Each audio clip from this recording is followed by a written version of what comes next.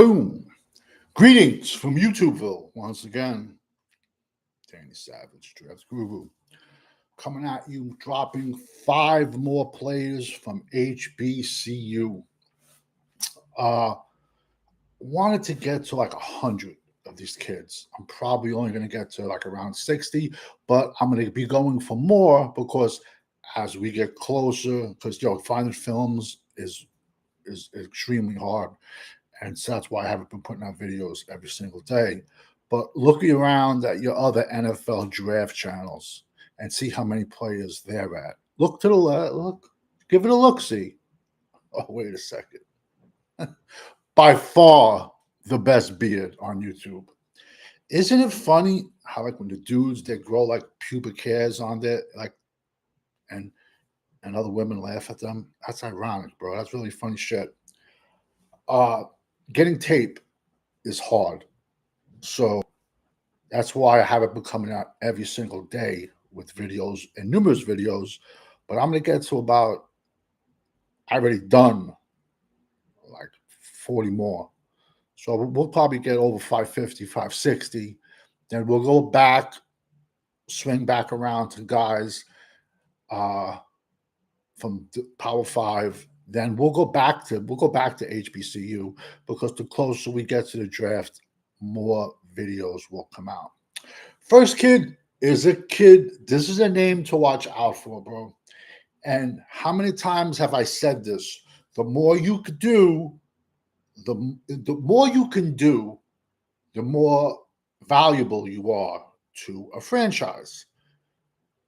Devin Williams, Bowie State. It's in Maryland. Bro, this kid is 6'1",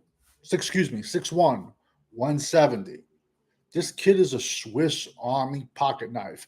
This is a kid that if Bill Belichick was still in the NFL, but now he's hanging out with cheerleaders at North Carolina, this kid would get an invite to camp.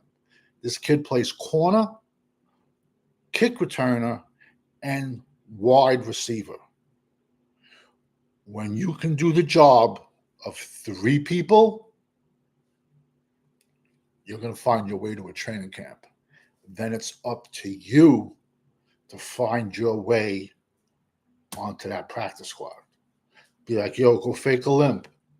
But when you can do the job of 3 players, you're very, very valuable. Some people have also, not me, other so-called draft guys say, oh, if you can do more than one thing, then you don't even have a position. That's just stupid, and that's not thinking outside the box. But whatever. I think it's like if you're an employer and your one guy can just stand by the door, then you have another employer that can do 25 different things. Who's more valuable? The other employer. But I also find it ironic that the Fun Bunch, they don't cover any kids from these, like, unless you're like a top 5 draft pick, none of the Fun Bunch, like, they don't cover any kids. Nobody's out there covering these kids from HBCU. It takes an Italian kid from the city to throw these HBCU kids out there. Devin Williams, Bowie State, is a name to watch out for. Next kid, Savion Gibson. Where do you hear this college? Shore University. It's in North Carolina. It's ironic. My son's school plays them.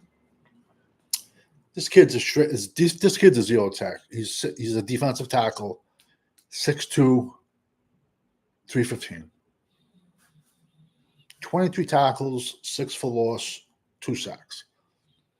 Listen, don't expect nothing more than just, a trash can full of dirt, which is not a derogatory statement.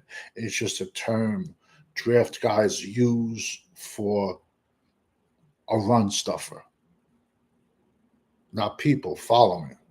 And I got to say this because some people don't understand it. I've dropped 525 names. Less than 300. Around 300 are going to get drafted. So a lot of these names you're not going to see them get drafted. But when I'm back on the computer week 6, and this one kid is, he's on New Orleans practice squad, or he makes the practice squad in August. He makes the team as an undrafted free agency. That's how you got to look at it. That's the way I look at it. I know it's not sexy. I know everybody wants to hear about the top 5 picks and top 5 at each position, but I've done that already. You can go back to my earlier videos in the summertime, and I haven't even got to my rankings yet. So, but a lot of these kids I'm giving you now, 99% of them, they're not getting drafted, and that's okay. It's okay to be an undrafted free agency because you're in charge of where you want to go. Next kid, another defensive tackle, Isaac Anderson, Virginia Union, 6'3", 290. He has 16 tackles, 4 sacks.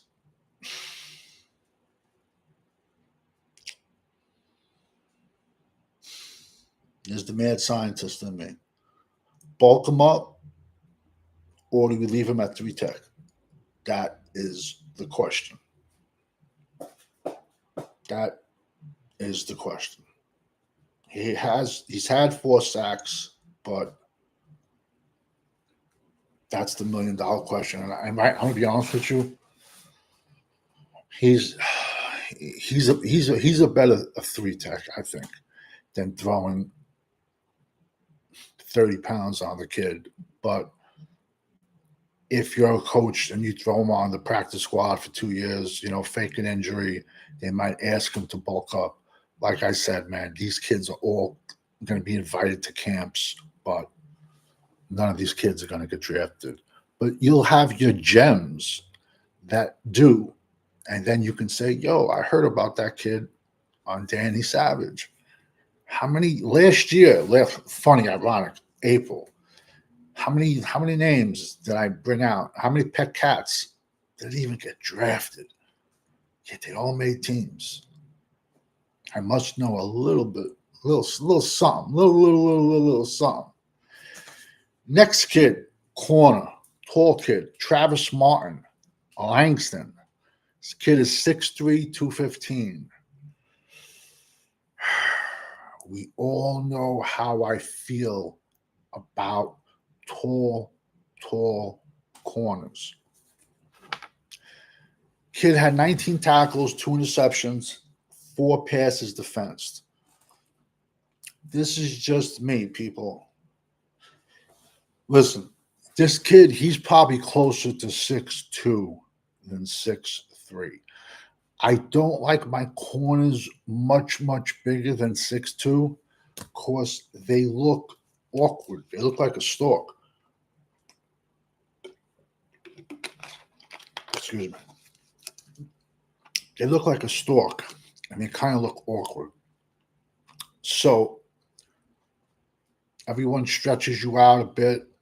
If you've never been stretched out, you've never played a sport, and you've never seen your name on a roster. So he's closer to 6'2", I would say. But he also has in my opinion, he's a safety on the next level, in my opinion. He will grow into he's too tall. When I say too tall, he's too tall to drop the weight to play corner. It's 215. He's going to be a safety at the next level. Or I would at least try him out of corner first, then throw him to safety, then not practice squad, special teams. That's how I would go. So we're at 525 players on December 27th at 12:31 hours. Anyone can get on here and talk about Ashton Gentry all day long. Anyone can get on here and talk about Abdul Carter all day long. I did that already. But I did that in the summertime, when all these clowns had no idea who all these players were. Listen, man, it's a crazy, deep running back draft. No reason to go crazy with a running back with a top 10 pick. That's just my 2 cents. either Wednesday nights or Thursday nights. It comes out the Frisco Report. It's Joe Rod and Mike. It's a show to jump on. They're gonna tell you like it is. You might not like it, but they're gonna tell you the truth. Not all shows will. You got Cowboys Corner. He comes out Saturday nights talking crazy. We got Fifth Quarter Cowboys. He has a show Friday nights and Monday nights. Sub and subscribe to all those channels. We have Cowboys Champ. Then we have another guy spitting knowledge. Cowboys Fiend, OG himself, big Trey Lance lover. Hope we get to see at least Trey Lance one game at least. It's I don't know. It's kind of dumb they haven't even played him at all. Then we also got 1980s Cowboys spitting knowledge at you. Then we got Eshawn, Hollywood's newest up-and-coming producer at Paladonian Films Production. I'll be dropping some more players, going over. Last night there was some good bowl games on, man. Horrible NFL games, but good bowl games. I'll be dropping some more players, and we'll try to get back into some of the Power 5 conferences. But the bowl games, what's cool about the bowl games is a lot of it, like, there was a running back. He ran off for Rutgers last night. It's only a sophomore. Can't come out yet, but I enjoy bowl games now because a lot of the top players, they've all opted out. So now you're seeing their third stringers playing with the ones. I was shocked. Holland Pierce, Rutgers left tackle, 6'8", 350. I've done videos on him since May. It took The Athletic to December to start talking about him. But he played last night, which shocked me. Also, Terrell Powell, linebacker, Rutgers. The kid's like 6'5", 240. He's been dealing with an Achilles. He played last night. That shocked me too. I'm surprised. Kyle Monangai did opt out though, but I like seeing unless they. But there's like I said, it's crazy. They'll blow up for Rutgers or anybody, and then next week they're in a different transfer portal. There's actually kids playing for teams. A perfect example is Ohio State. Ohio State's backup is in the transfer portal. But he's still playing for Ohio State. That's nuts, man. That's a conflict of interest too, because someone could tell you to trip, take a dive. I don't know how, but his teammates wanted him on the team, and he wanted to stay there. Because we all know when you're rocking with the GWO, it's for life. Over and out, everybody.